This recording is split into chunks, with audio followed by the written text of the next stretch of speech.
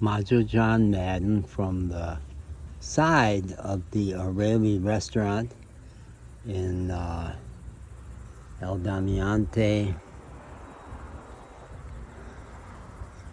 Mexico. It's occurring to me so much of what orients my life is dialectics. And the literal translation of El Damiante is the diamond. And I've been seeing it as a diamond for me. I do think of myself as a diamond in the rough, and I've been discovering diamonds in the rough from the restaurant servers and all the members of the O'Reilly family, and right down to the dogs and the cat and the donkey down the road who showed up at exactly the right time for me. Now, even if I was fluent in Spanish, which I sure am not, boy, I get confronted all the time of how difficult it is for me to be in a place where literally nobody speaks English. And that's been my situation the entire time in Mexico. At the Hampton Inn in Victoria, the staff all did speak some level of English, but it was not their native tongue, and they weren't real comfortable with it. I have chosen a route through Mexico, the mainland route from Matamoros down in the direction of the Yucatan, that international travelers don't follow. It's not a place I don't think I've seen an American tourist in 3.5 months. So I've chosen for myself a path through Mexico that really heightened the challenges of being here. And I embraced being in El Damiante, but I'm aware that if I'm sloppy in my pronunciation, what comes out of the voice to text is the demon. And I'm confronting the ways in which this tiny little town has, at this point, exhausted its usefulness to me and is getting a little demonic in its impact on me. I chose today to get a little pushier. Now, Mexicans don't like pushy. Easy. Slow, easy, indirect. But I sent several messages yesterday to Miguelito, who runs the hotel here, the son of Miguel. You know, his dad was born here in this 300-person town. They're all from here. Nobody travels. The staff have not been to Veracruz, 2 hours away. It's not even a concept that they would go there.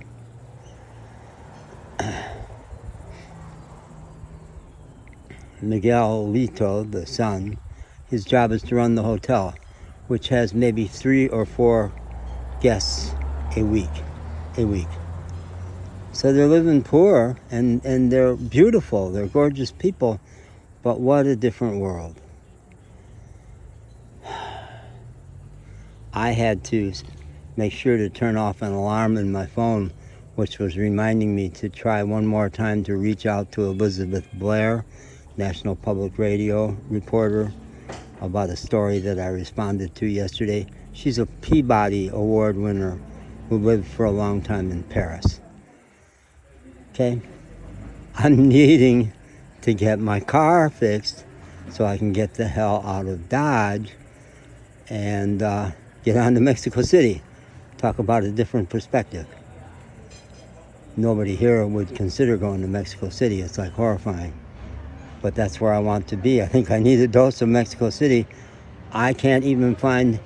I'm functioning on a phone that doesn't work because my working phone got stolen in Tampico, and it's been a month now of me not having a working phone, and my battery packs have all punked out so that I can't even charge. I spent the night last night with a phone that was dead because I had no way to charge it. I've been sitting here for 17, 18 days now. It's not okay.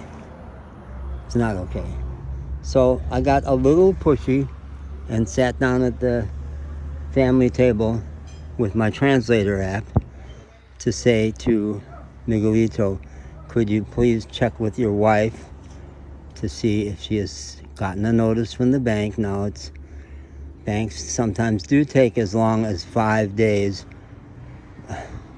My PayPal responds instantaneously.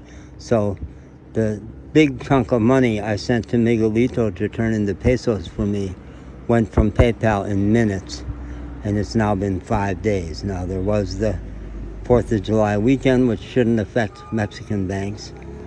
Some banks will take 5 days, but as I was summoning up the assertiveness and courage to say my follow-on was going to be, if she hasn't heard from them, I would like you to follow up directly with them, like inquire. I got a hunch you have time in your day to do that. I wasn't going to say that, but it's what I was thinking. But the first foray, when I tried to use the conversation feature of the Google Translator app, that was maybe a mistake, because what came out, instead of alia, it heard me say alien, and it said extraterrestrial, so everybody laughed hysterically, which was funny, but was not what I was looking for at that point. And I still found the courage to ask him through the translator app the follow-on question. You know, they've been awfully sweet. They've been running a tab for me when I ran out of money, so I've been eating and getting drinks from the folks across the street, the Tienda, Erica's store. It's the same family. Erica is married to one of the sons. Erica's great. Erica's awesome. But one of her staff is a little Nazi who this morning, because I had not returned a returnable bottle, would not sell me another Coke. I saw red and knew that down here I needed not to do what would be natural and normal for me. I just shoved that Coke at her and walked off, and came across the street and juggled. I juggled my heart out, because that's the way for me to blow off steam and get happy again, out in the middle of the street, for all to see that I could do stuff that a 76-year-old guy should not be able to do. So I found another bottle to return and walked across, and because I had shown some irritation, this can't be a coincidence.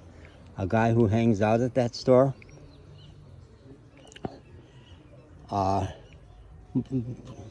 Kathy over there must have put the word out that this guy's dangerous. He's an angry person. Because 50-ish guy who hangs out around that store, I don't know what his connection is, but I see him there all the time, was standing there with a machete. When I came in, I'm going, what the fuck is this all about here? And it wasn't an accident. He walked up to me and held it between us and said, what's the English translation for machete? I wanted to say little fucking pocket knife, you punk. But I just said, it's machete. Oh, okay. Point taken, Mr. Gringo pal. Are we clear? Oh, Lord. Get me out of this town. So many great songs about we've got to get out of this place. If it's the last thing we ever do, make it happen. I have to do the dance of translating it into ways that won't alienate everybody and get myself out of here. Yeah, like that.